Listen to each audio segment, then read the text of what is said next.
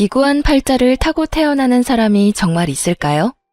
제 생각은 맞다입니다. 그 기구한 인생을 30년이 넘는 세월 동안 살아온 사람이 바로 저라는 생각 때문이죠. 물론 제 선택이 저를 그렇게 오랜 시간을 힘들게 만들었을지도 몰라요. 왜냐면 저는 22이라는 어린 나이에 혼전 임신으로 남편과 결혼했으니까요. 그뿐인가요? 저는 태어나자마자 친할머니네 버려지듯 맡겨졌어요. 제 부모는 돈을 벌어야 해서도 일이 많아 바빠서도 아니었어요. 그저 제 존재를 혐오했다는 게 정확한 표현이겠네요. 서로의 사랑으로 만들어진 제가 서로에게 끔찍했던 거죠. 그래서 저는 제 부모의 생사도 모른 채 살았어요. 하지만 괜찮았습니다. 꼭 가족이라고 해서 저를 무조건적인 사랑으로 보듬을 수 없다는 걸 너무 일찍 알아버렸으니까요. 그리고 제가 할머니네에서 자랐기에 남편과도 만날 수 있었잖아요. 저는 남편과 어렸을 적부터 동네 놀이터에서 참 많이 놀았어요. 7살쯤 됐을 땐가 혼자 놀이터 그네를 타고 있던 제게 남편이 먼저 다가와서는 자기도 오늘 혼자라며 같이 놀자고 손 내밀어 준 게 깊은 인연까지 이어졌어요. 남편은 저보다 1살 많은 동네 오빠였고 주변을 잘 챙기는 섬세하고도 마음 따뜻한 사람이었죠. 제 나이 18에 저에겐 전부였던 할머니가 세상을 떠난 뒤 저는 홀로 서기를 해야 했어요. 그때 남편이 큰 위로가 되어주었고 의지도 많이 했어요. 괜찮아. 다 괜찮을 거야. 내가 네 곁에서 앞으로도 쭉 함께 할게. 오빠, 고마워. 오빠가 있어서 정말 다행이야. 네. 남편은 저의 첫사랑입니다. 남편에게도 제가 첫사랑이고요. 그래서 저는 어린 나이에 남편의 아이를 가지게 되었을 때조차 두려울 것이 없었어요.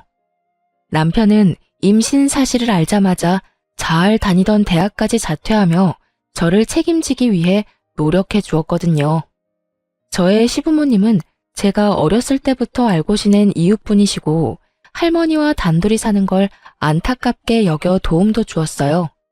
그렇게 따뜻한 분들이기에 저는 뭐든 괜찮을 거라고 믿었습니다.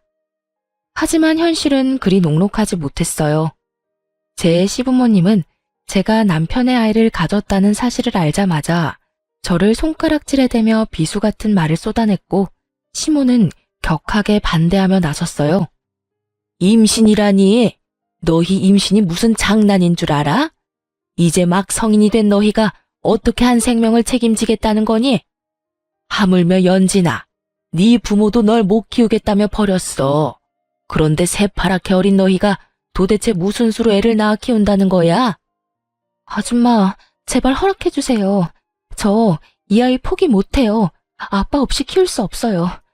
저희 정말 열심히 살게요. 어떤 힘든 역경이 찾아와도 잘 이겨내면서 그렇게 살아볼게요. 네? 엄마, 나도 연진이와 같은 마음이야. 우리가 어려서 불안한 마음에 이렇게 반대하는 거 알아요. 하지만 나 아무리 그래도 연진이도 이 아이도 절대 포기 못해요. 이미 힘들 거 각오하고 내린 결정이야. 아들, 아무리 너희가 이래도 난 절대 허락할 수 없어. 애를 포기한다면 내가 어떻게든 뭐라도 해서든 도우마. 하지만 이건 아니야. 연진아, 내 아들 앞길 막지 말아주렴. 우리 아들 그 유명한 대학을 척척 붙는 똑똑한 아이야. 앞으로 얼마나 더 대성할지 기대되는 그런 아이란 거 알잖니? 너와 내 아들은 태생부터가 달라. 가야 할 길이 다르다고. 아줌마, 저도 오빠한테 너무 미안하고 아줌마 아저씨께 너무 죄송해요. 하지만 저도 이 아이만큼은 무슨 수를 써서든 지키고 싶어요. 제발, 제발 저희가 아이를 지킬 수 있게 도와주세요. 정말 말이 안 통하는 애구나 너. 애미 없이 자란 것들은 이게 문제야. 사리분별도 못해 지 분수도 몰라. 어쩌라는 거니? 내 아들만큼이나 너도 공부 잘했다며 그런 애가 이리 물러터지고 멍청해서야 되겠어? 막말로 감히 너 같은 게 내 아들의 아이를 가졌다는 것부터가 말이 되느냔 말이야. 엄마, 심란한 마음을 모르는 건 아니지만 그렇게 말하는 건 정말 아니지. 내가 뭐 얼마나 대단한 사람이라고 그런 말까지 해? 나를 사랑해주는 여자고 내가 사랑하는 여자야. 우리가 아무리 나이가 어려도 서로를 위한 마음만큼은 그 누구도 함부로 말할 수 없는 거라고. 됐어요. 나도 이제 다 큰 성인이고 내 인생 내가 알아서 살아. 반대할 거면 반대하세요. 저는 무슨 수를 써서든 연진이랑 결혼도 하고 이 아이도 지킬 거니까. 저희는 시부모님의 반대에도 무릅쓰고 임신 4개월 차에 혼인신고까지 했어요. 참 무모한 선택이 아닐 수 없었죠. 하지만 우리 아이를 지키기 위해서라면 저희는 모든 걸 감내할 준비가 되어 있었어요. 그렇게 제 남편은 시부모님까지 등지면서 저와 아이를 지켰고 또 희생했어요. 자식 이기는 부모 없다고 결국 제가 시댁의 며느리로서 발 들일 날이 오긴 하더군요. 물론 아이를 출산하고도 한참 후였어요. 그 시기는 아이가 돌무렵 되었을 때였고 또 제 남편이 사고로 세상을 떠난 후였습니다. 시모가 저를 시댁에 발들이게 한 이유는 가까이 두고 평생을 원망하기 위함이었어요. 시모에게 저는 자신의 아들을 사지로 내몰아버린 천하의 나쁜 것이었거든요. 니까지 있게 뭐라고? 저 아이가 대체 뭐라고? 네가 내 아들 목숨을 하찮게 만든 거야. 알아? 죄송해요. 너무 죄송해요. 죄송? 사과하면 넌 끝이겠지. 네가 자식 잃은 부모 심경을 알 리가 있겠니? 나쁜 것. 잘못될 거라면 너나 잘못되지 그랬어. 일찍이 네 할머니나 따라갈 것을. 당신 이제 그만해. 시끄럽기만 하지. 제가 그런 말을 들은들 이미 떠난 아들이 살아 돌아오는 것도 아니지 않소. 연진이 넌 꼴도 보기 싫으니 내 눈앞에 띄지 마라. 시모는 돌아가신 할머니를 운운하며 끝도 없이 저에 대한 미움을 쏟아냈어요. 그리고 그 미움의 크기만큼 시집살이 또한 어마어마했습니다. 시부는 저를 보고 싶어 하지도 않았고요. 그럼에도 저는 시댁에 매일같이 시댁을 가야 했죠. 홀로 그 아이를 키워내면서도 시댁의 잡일까지 도맡아 하며 어떻게든 살아내기 위해 고군분투했어요. 시댁 냉장고 청소며 화장실 청소 같은 집안일을 거두는 건 물론 시모의 심부름까지 하면서 시댁의 가정부처럼 지냈어요. 그렇게 지내면서도 아이와 제 입에 풀칠할 돈도 벌어야 했고요. 아직도 잊히지 않는 가슴에 맺힌 일이 몇 개 있어요. 그날은 제가 남편의 첫 기일을 보내고 얼마 뒤의 일입니다. 아이가 막 2돌이 지났을 때였어요. 한참 잔병 치레를 많이 하던 시기라 퍽 하면 아프더라고요. 기관에 맡길 여건도 되지 않으니 아이를 들쳐업고 일을 했죠. 낮에는 뻔질나게도 시댁에서 저를 찾으니 밤에 할 수 있는 식당 일로 돈을 벌었어요.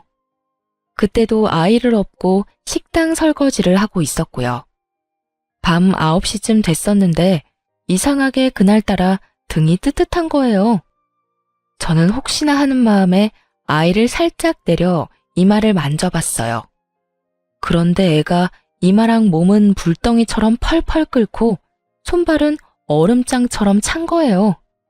사장님, 아이가 지금 열이 펄펄 나요. 저 얼른 병원 좀 다녀올게요. 어머, 그러네. 가게 신경 쓰지 말고 어서 다녀와요.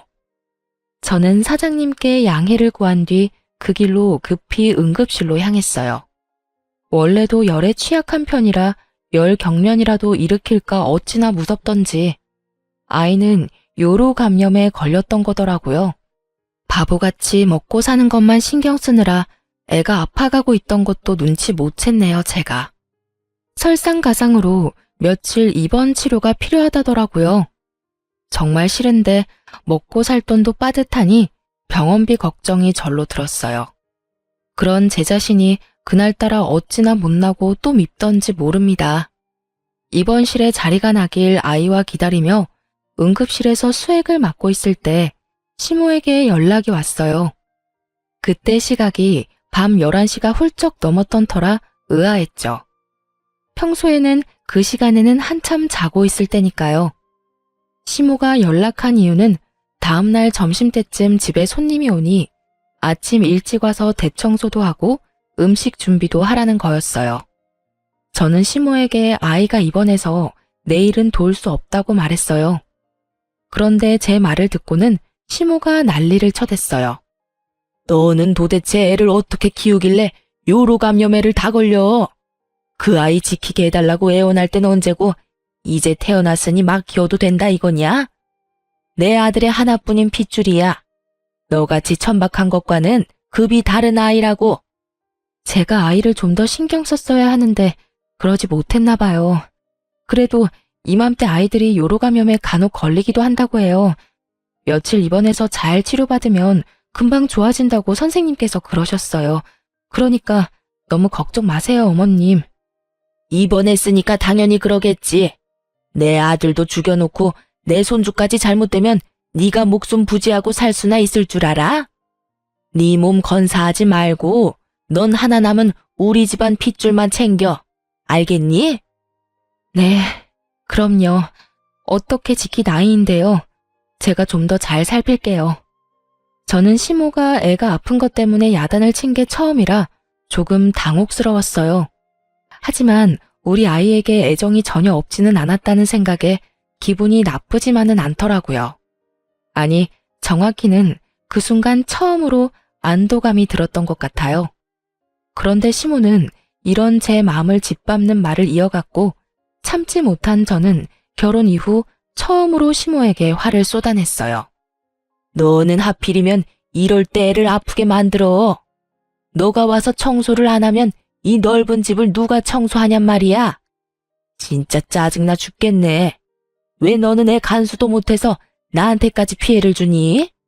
당장 내일인데 어쩌면 좋아 정말. 아무튼 내 인생에도 내 아들 인생에도 걸림돌밖에는 안 되는 계집애라니깐. 어머님께서 속상하신 마음 모르는 건 아니지만 제가 아프게 만든 건 아니잖아요. 그저 이 나이 때 애들이 자주 아프면서 크는 것뿐인걸요. 너 지금 내 말에 말대꾸하는 거니? 네가 정말 미쳤구나. 가뜩이나 내일 손님 맞이가 엉망이 될 판이라 성질나 죽겠는데 지금 나랑 말장난이라도 하자는 거야? 너가 애 똑바로만 잘 키워도 이런 일 없잖니? 뭘 잘했다고 말대꾸야 말대꾸가? 예, 이게 다 네 탓이니까 애를 간호사한테 맡기든 입원실에 같이 입원해 있는 보호자한테 맡기든 요령껏 맡기고 와서 네가 다 준비해. 알겠어? 어머님, 저도 그동안은 죄스러운 마음에 어머님께서 시키는 대로 다 했지만 이번만큼은 못하겠어요. 어머님한테는 뭐가 더 중요한지 모르겠지만 저한테는 지금 우리 아이보다 더 중요한 건 없어요. 남들도 어머님처럼 굴진 않아요. 아픈 애를 남한테 맡기라는 망발은 안 한다고요. 어머님 댁이고 어머님 손님이니까 어머님께서 직접 해결하세요. 뭐야? 애가 아픈 게 아니라 네 머리가 어떻게 된 거 아니니? 그렇지 않고서야 겁대가리 없이 이렇게 함부로 입을 놀릴 리가 없지.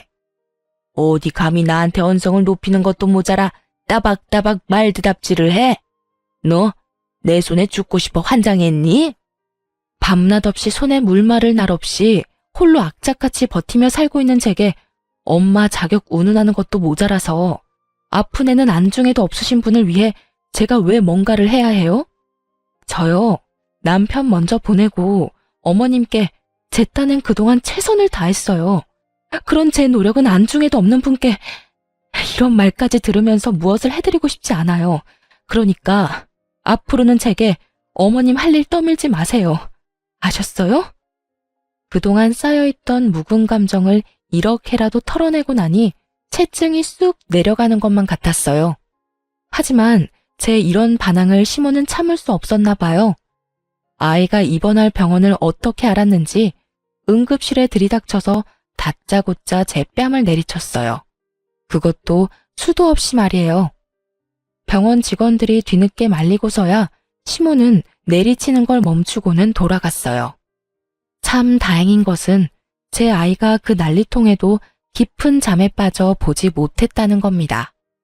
저는 그날 이후 시댁 식구 그 누구의 부름에도 절대 응하지 않았어요. 설령 제게 또다시 찾아와 갖은 모욕을 퍼부어도요. 그간 제가 노력했던 것으로 며느리 몫은 했다고 생각했고 앞으로는 이런 취급받지 않고 저와 아이만을 위해 살기로 마음먹었거든요. 그것만이 저도 아이도 행복할 수 있는 길이라고 여기면서요. 그렇게 홀로 아이를 키우며 삶을 꾸려가다 보니 어느덧 아이는 5살이 되었어요. 그리고 조금은 안정적인 패턴을 가질 수 있었어요. 아이가 클수록 아픈 것도 조금 덜하고 손 가는 일도 덜하니 차츰차츰 상황이 좋아지더라고요. 평일이면 여전히 캄캄한 저녁이 되어서야 어린이집에서 하원할 수 있었지만 주말만큼은 저도 아이도 온종일 함께 시간을 보낼 수 있었어요. 저는 그 삶이라도 더없이 행복했어요. 아이에게는 늘 미안한 마음이 컸지만 씩씩하게 잘 자라주는 아이의 모습이 위안이 되었거든요. 그리고 제게 설레이는 감정을 느끼게 해주는 사람도 생겼어요. 물론 아이 때문에 깊은 관계까지는 생각해보지 않았지만 그래도 이제는 남들 사는 것처럼은 사는 것 같았어요. 앞으로도 이렇게 잔잔하게 흐르길 바라기도 했고요. 그렇지만 언제나 시련은 불시에 찾아와 제 삶을 흔들곤 하죠.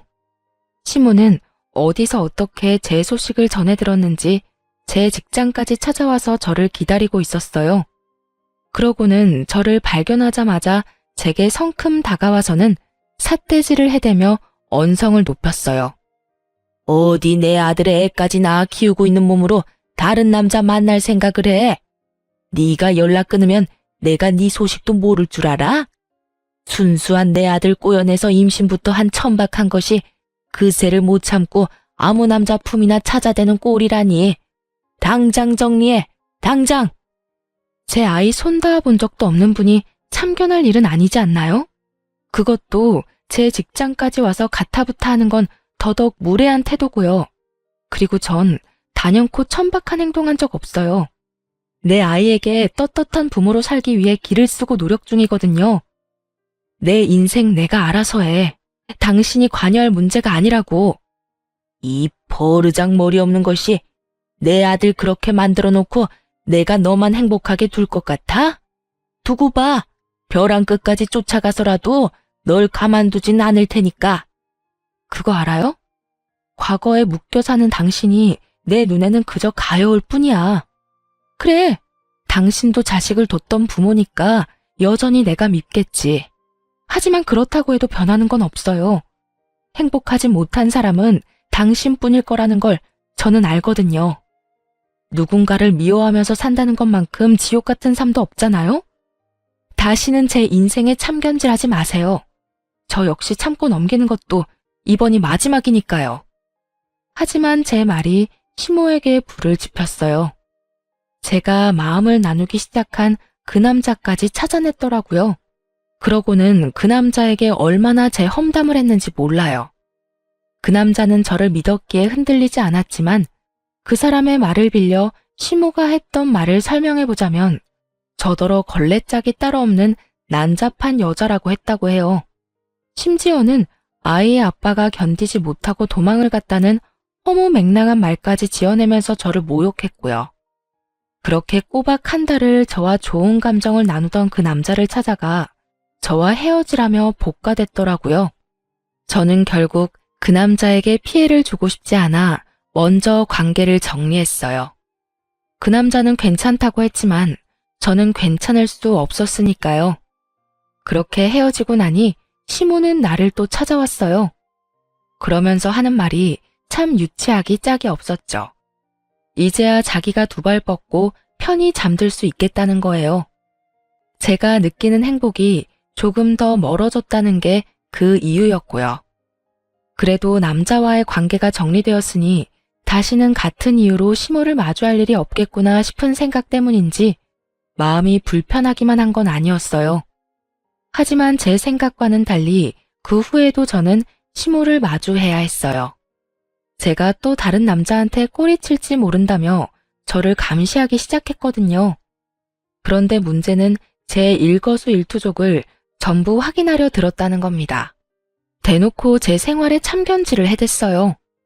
초반에는 저러다 말겠지 생각하고 무시했지만 시간이 흐를수록 도를 넘어서는 심호로 인해 저는 직장까지 옮겨야 할 정도로 시달려야 했어요. 심호와 직장이 무슨 연관이 있다고 직장을 옮기나 싶으신가요? 제 직장에 매일 찾아와 죽치고 앉아있는 통에 심호의 존재를 모르는 사람이 없었어요. 그뿐인가요? 점심 식사할 때도 제 주변에 남자 동료가 있는 모습만 봐도 불이 나게 달려와서는 못나게도 굴었다고요. 얘가 어떤 애인 줄 알고 같이 다니고 그래요?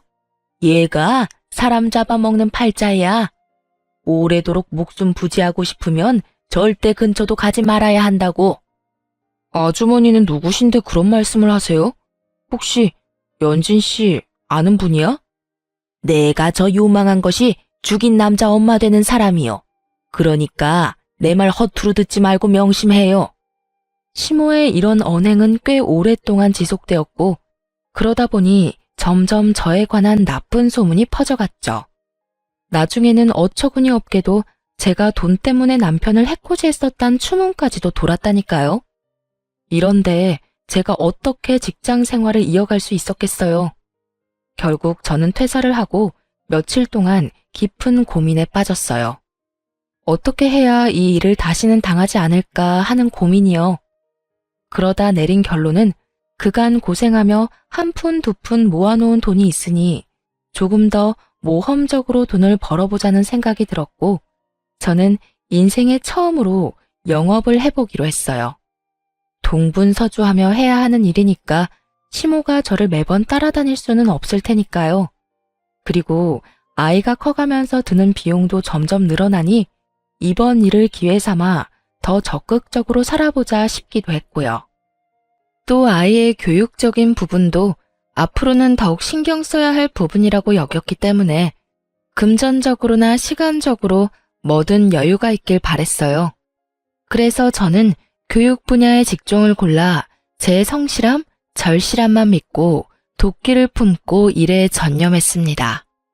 그 덕인지 저와 잘 맞았던 건지 저는 이전의 벌이와는 비교도 되지 않을 만큼 벌이가 좋아졌어요. 물론 심호도 이직 후 접점이 많이 사라졌고요. 하지만 그중 가장 좋았던 건 월세를 살며 전전하던 저와 아이는 영업직을 선택해 일한 지 딱 1년 만에 제 첫 집을 마련했다는 거예요. 그런데 제 소식을 어떻게 알았는지 한동안 옷깃 한 번 스친 적 없던 심호가 또다시 저를 찾았어요. 하지만 이번만큼은 특이한 부분이 있었어요. 바로 평소 저를 무시하고 또 경멸하던 말투가 아닌 세상 고분고분하고 나긋한 말투를 쓰며 저를 다 이해한다는 듯 말하더라고요. 잘 지냈니? 얼마 전에 우리 아들이 꿈에 나온 게 아니겠니? 그런데 이상하게 너희 생각이 나잖니? 그래서 얼굴이나 보자 싶어 와봤다. 저희가 이사한 곳은 어떻게 하셨어요? 그렇게 직장까지 옮기게 만들어 놓고 아들이 꿈에 나와서 제 뒤라도 캐셨어요? 어머, 왜 이리 날이 서 있어? 내가 널 어떻게 하려고 찾아온 건 아니야. 직장까지 옮기게 했던 건 유감이다. 그래도 당시에는 네가 마음고생을 좀 했어도 어쨌든 결과가 좋으니 그게 다 내 덕이잖니. 그게 어떻게 어머님 덕이에요. 제가 이 악물고 뛰며 버틴 덕이죠. 찾아오신 용건이 뭔가요? 이런 시시콜콜한 이야기나 하자고 찾아오신 거 아니잖아요. 이런 시시콜콜한 이야기 하려고 온 거야. 그런데 우리 손주를 못 봐서 어쩐다니? 이번 주에 애 보고 싶으니까 데리고 한번 집으로 와라. 내 손수 차려 우리 손주 챙겨 먹이고 싶으니 말이야.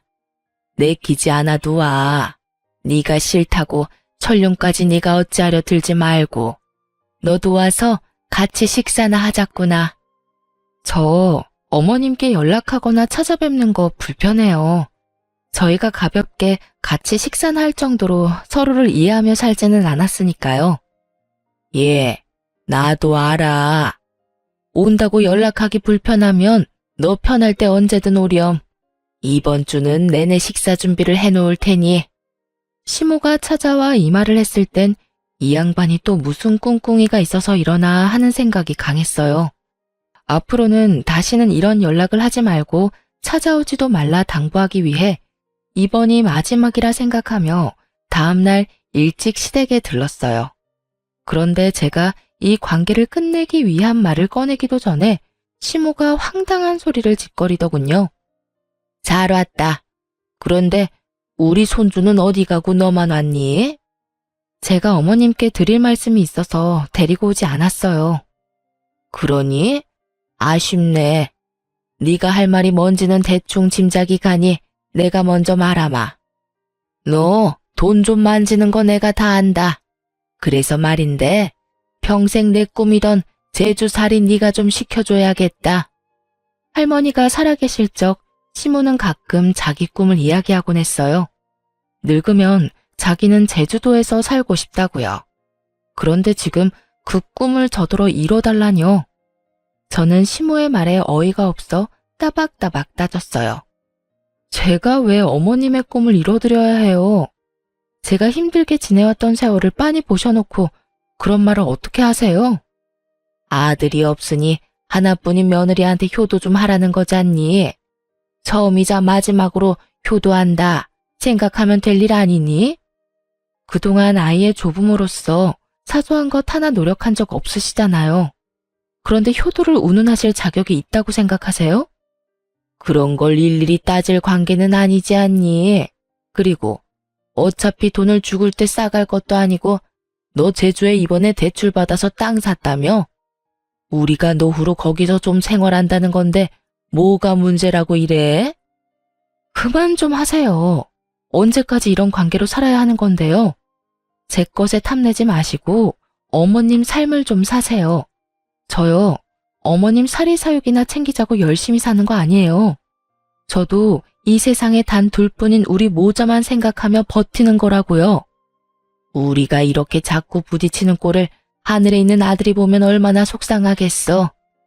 네 제주 땅 우리한테 넘기고 거기서 지내면서 거리를 두면 너도 더 좋을 거고 우리도 우리대로 좋을 것 아니니? 정 못하겠으면 내 아들 목숨값이라고 여겨라. 지금 뭐라고 하셨어요? 남편 목숨값이요? 그래. 그렇게 네 제주 땅 넘기기 아까우면 그렇게 생각해. 그럼 네 마음이 덜 아쉬울 것 아니니? 안 그래? 정말 끝까지 진절머리가 나게 만드네. 당신이 말하는 아들 목숨값, 내 남편 사망보험금까지 탈탈 털어갔잖아. 1,000원 한 장 안 남겨주고 전부 빼앗아 갔잖아. 저는 목숨값을 운운하며 말하는 순간 꼭지가 돌아 그 집에 있는 물건이란 물건은 다 집어 던져댔어요. 그 모습에 잔뜩 겁먹은 시모는 제가 찾아와 난장을 부린다며 시부에게 연락했어요. 뒤늦게 연락받고 달려온 시부는 다짜고짜 제 얼굴에 손을 댔습니다. 아무리 나이 드신 분이라도 남자의 힘을 당해낼 재간 없이 몸의 균형까지 잃고 넘어졌어요. 어찌나 서럽고 아프던지 눈물이 속절없이 흘렀어요. 시부는 그런 저를 향해 정신 나간 미친 사람 취급을 했죠. 세상을 떠났어야 할 사람은 내 아들이 아닌 너였어야 했는데 이렇게 끝까지 우리와 악연일 거면 네가 처음부터 우리 집에 발도 못 들이게 했어야 했다고. 그러게요. 아버님 말씀대로 제가 이곳에 발도 들이지 말았어야 했는데 너무 어려 그러질 못했던 게 한이네요. 어디서 너 같은 것이 굴러 들어와서 이 집안을 풍비박산을 내야 멈출 요량이냐? 그 전까진 그냥 얽히지 말자고만 생각했어요. 그런데 지금부터는 아니네요. 당신 말처럼 이 집안이 풍비박산 나는 꼴을 내 두 눈으로 꼭 보고 말 거야. 상황에 이렇게까지 극에 치닫자 저도 정말 악에 바치는 거예요. 그래서 결심했어요. 제가 이 집 인간들에게 당했던 것들을 고스란히 되갚아주겠다고 말이에요. 그리고 다음 날부터 저는 예전에 시모가 제 뒤를 열심히도 캔 것처럼 똑같이 시모의 뒤를 캐기 시작했어요. 못된 사람이니 뒤 구린 일 하나쯤은 할 거라고 생각했는데 아니나 다를까 얼마 뒤 충격적인 정보를 얻게 되었습니다. 시모가 유흥업소를 들락이고 있다는 사실이었어요. 시부 앞에서는 예나 지금이나 고고하고 여리한 척을 해대더니 뒤에서는 이렇게 지저분하게 호박씨를 까고 있던 거였어요. 저는 이 사실을 알고는 더욱 집요하게 팠어요. 그러면서 알게 된 건 시모가 그 유흥업소를 손님이 아닌 사장으로 들락거리고 있었다는 거예요. 저는 이것을 증명할 모든 증거를 모았어요.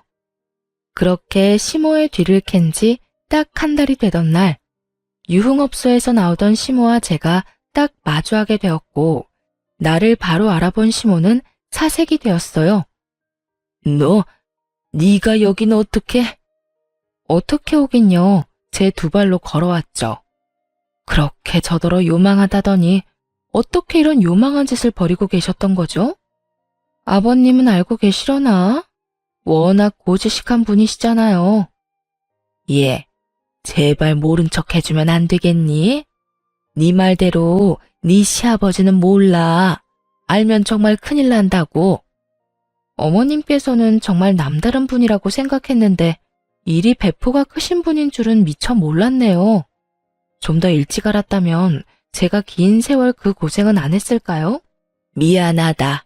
내가 다 미안해. 그러니 제발 네 시아버지한테만은 비밀로 해주렴. 앞으로는 내가 더는 내게 못나게 굴지 않으마. 약속해.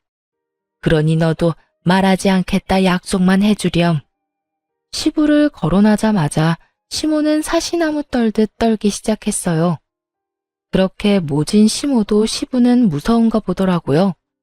그리고 곧 시모와 저의 위치는 역전되었습니다. 긴 세월 을로 지냈던 제가 제대로 갑이 된 거예요. 시모가 저를 대하는 태도가 그걸 증명하듯 제게 매달렸고요. 저는 그런 시모에게 제게 제주 땅이 있다는 걸 어떻게 알았냐 물었어요. 그러자 시모가 우물쭈물하다 어쩔 수 없다는 듯 체념한 표정으로 털어놓았어요. 네 정보 아는 것쯤이야 별일도 아니더구나. 돈만 있으면 요즘은 원하는 걸 다 얻을 수 있는 시대지 않니? 알고는 있었지만 이렇게 직접 들으니 썩 유쾌하지는 않네요. 뭐 괜찮아요. 이제 더는 제주살이를 요구할 일은 없을 테니까요. 그렇죠? 그럼 당연하지. 네가 내 비밀만 지켜준다면 평생 입 다물고 살래도 내가 살 거야. 그렇고 말고. 그럼 그 비밀을 지켜주는 조건으로 저희 집 집안일을 좀 책임져 주셨으면 해요. 아시다시피 제가 영업에 육아에 눈코 뜰 새 없이 바쁘잖아요. 싫다고 하시면 곧장 아버님께 가고요.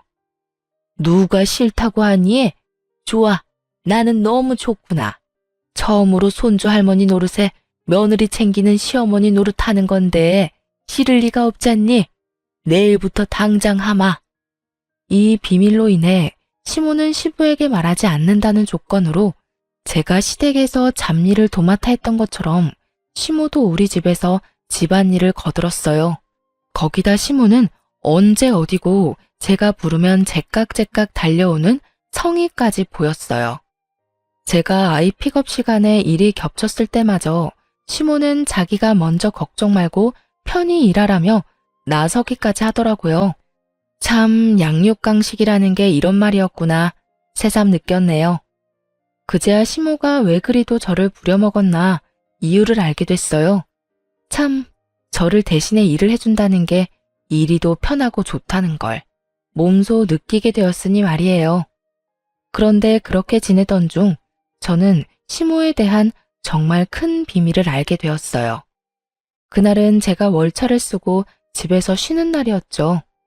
시모는 어김없이 제 집에 와서 일을 해주고 있었고요.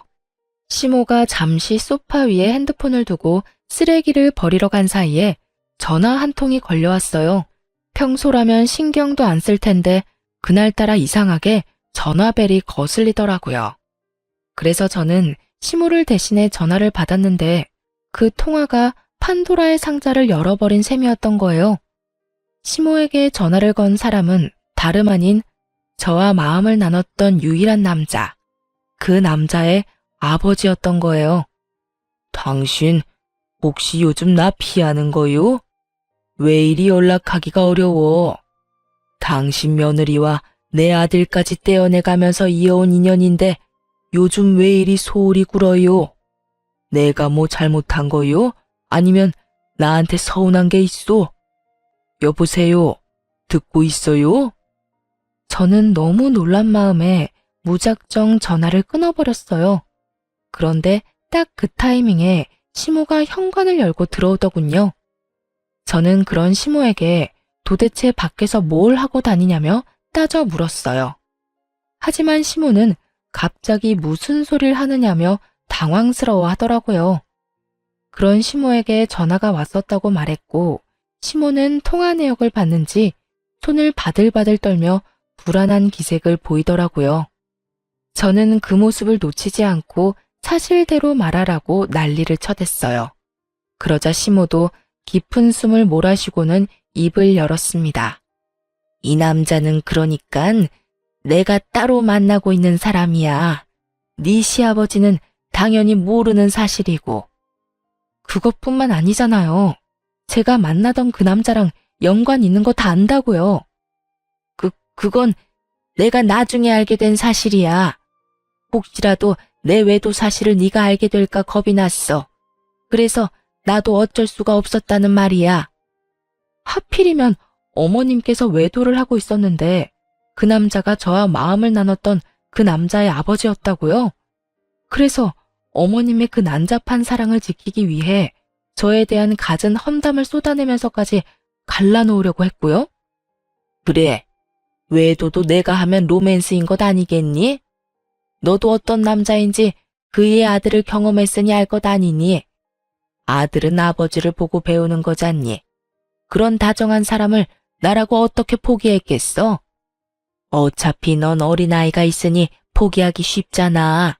난 하나뿐인 내 아들도 떠나버린 후라 기댈 곳이 필요했을 뿐이야. 저는 그제야 시모가 저와 마음을 나눴던 그 남자를 한 달 꼬박 괴롭혔던 이유를 알게 되었어요. 시모가 이리도 난잡하고 지저분한 사람이라는 걸 이렇게까지 모든 사실을 알게 되고서야 몸소 느꼈네요. 저는 그동안은 느끼지 못했던 배신감마저 들었어요. 더는 시모의 비밀을 빌미로 시모와 같은 짓을 하지 않기로 마음 먹었어요. 그 길로 저는 시부에게로 향했습니다. 그리고 제가 알고 있는 시모에 관한 모든 진실을 밝혔어요. 하지만 시부는 저를 미움의 시선으로만 바라보았고 여전히 그런 시선으로 바라보기에 제 말을 믿으려 하지 않았어요. 아니, 여전히 저를 정신나간 사람이라 여기고 있었죠. 저는 그런 시부에게 제가 농간을 부리는 것이 아니라는 걸 증명해 보였어요. 제가 그간 모아온 증거들과 좀 전까지 나눴던 시모와의 대화를 녹음한 것까지 다 들려주었죠. 시부는 이 모든 걸 눈으로 귀로 확인한 뒤에야 시모를 찾아댔어요. 그런데 딱 그 타이밍에 제가 입 놀릴 게 염려된 시모가 한 발 늦게 시댁에 도착해 들어왔어요. 그리고 그날 시댁은 정말 말 그대로 풍비박산이 났습니다. 아버님은 시모에게 더러운 여자라며 당장 이혼이라며 노발대발을 했고 시모는 시부에게 끝까지 사실이 아니라며 제가 꾸며낸 거라고 잡아떼기까지 하더라고요. 그러나 이미 신임을 잃은 시모의 말에 무슨 힘이 있겠어요? 결국 시부는 시모를 상대로 이혼 소송을 걸었어요. 시모는 며칠을 제게 찾아와서는 말도 안 되는 부탁을 자꾸 했어요. 제발 네 시아버지한테 가서 네가 거짓으로 만들어낸 거라고 한 번만 말해주렴.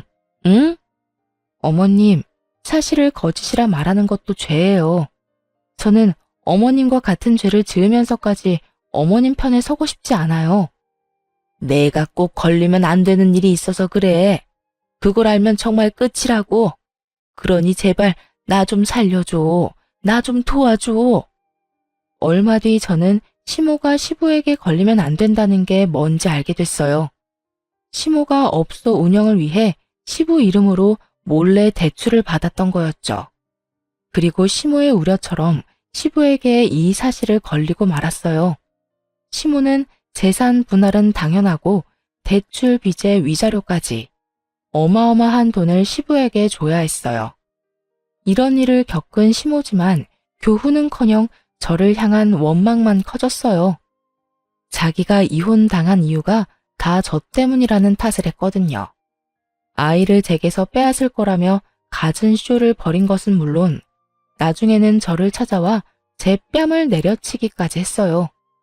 하지만 저라고 언제까지 그런 인간 같지도 않은 사람한테 당하고 맞고만 있겠어요? 저도 똑같이 시모의 얼굴을 갈기며 소리쳤어요. 가족이라면서 뒤에선 구린짓까지 서슴지 않았으면서 정작 그 가정이 깨지니까 속이 뒤집혀요?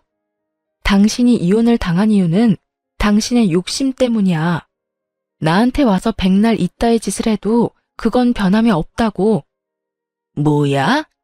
대파랗게 어린 것이 어디서 날 가르치려 들어? 처음부터 너만 없었다면, 그랬다면 다 내 마음대로 누리며 살았을 거라고. 이런 끝을 맞이할 내가 아니란 말이야. 가족을 속이고 살았으면서 당신 가정이 천년만년 화목할 줄 알았어? 사람을 업신여기니 당신도 말년에 그런 대우를 받은 거야. 알아? 다시는 내 앞에 그리고 내 아이 앞에는 띄지도 마요. 너만 아니더라도 내 가정은 평화로웠다고. 네가 내 아들도 내 남편도 나한테서 뺏어가지만 않으면 제주도에 가서 평생 행복하게 살 수 있었단 말이야. 당신에게 행복한 결말이 있을 리가 없잖아. 아무리 하늘을 가리려고 한들 가려지는 건 아니니까. 시모는 분노를 참지 못하고 제 머리채를 잡아 흔들어댔어요. 저 역시 질세라 시모의 머리채를 잡고 놓아주지 않았죠. 손에 머리카락이 한 움큼이나 뽑힐 때까지 말이에요.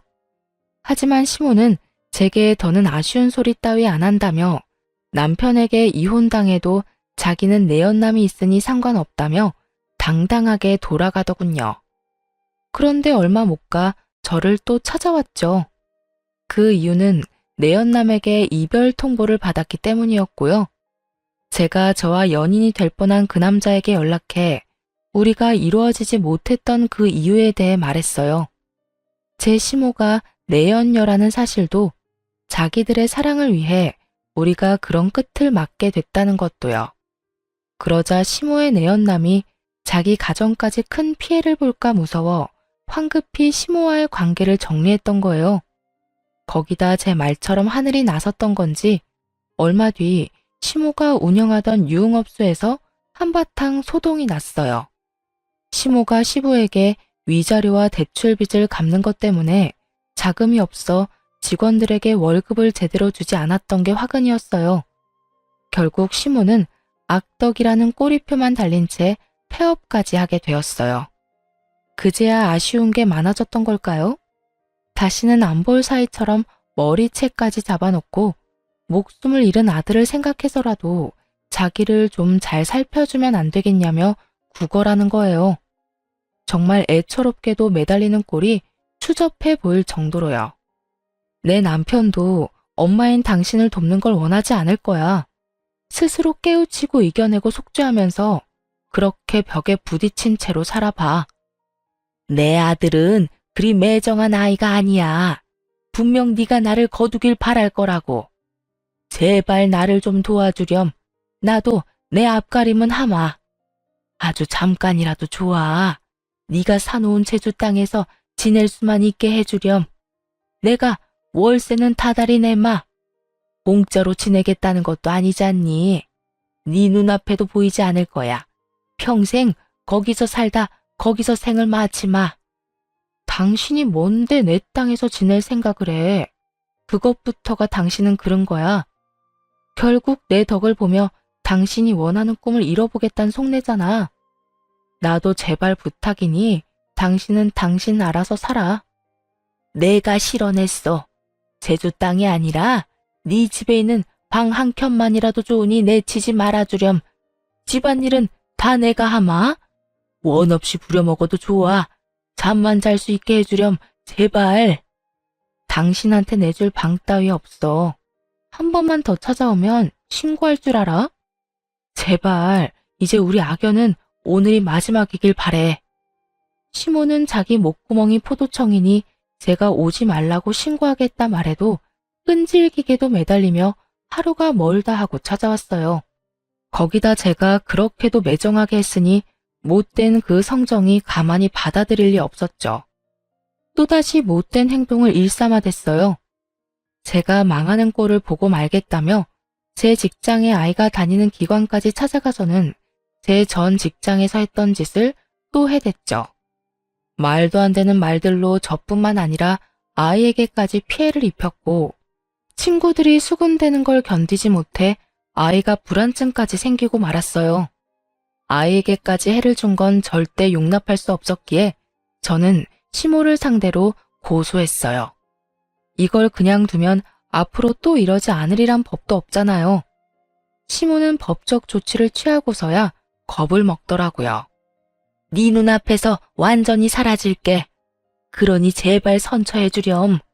내가 돈도 없고 집도 없는 와중에 처벌까지 받을 수는 없잖니. 내가 그동안 너를 우습게 여겼어. 사실이다. 하지만 이번만큼은 진심이야. 선처만 해주면 죽은 듯 살겠다. 약속하마. 내 아이에게까지 해를 입혀놓고 뭐? 선처? 마음 같아선 골방에 가두고 평생 못 나오게 하고 싶은 심정이야.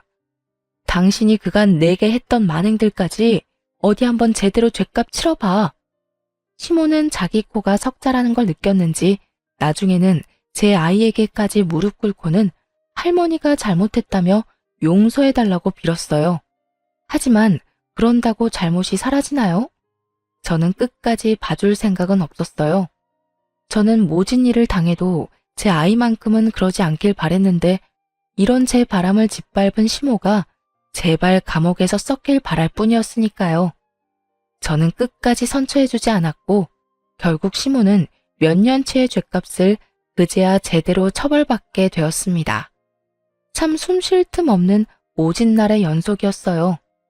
지금 생각해보면 어떻게 그 모든 날을 버티며 이만큼 살아왔을까 신기하기도 해요.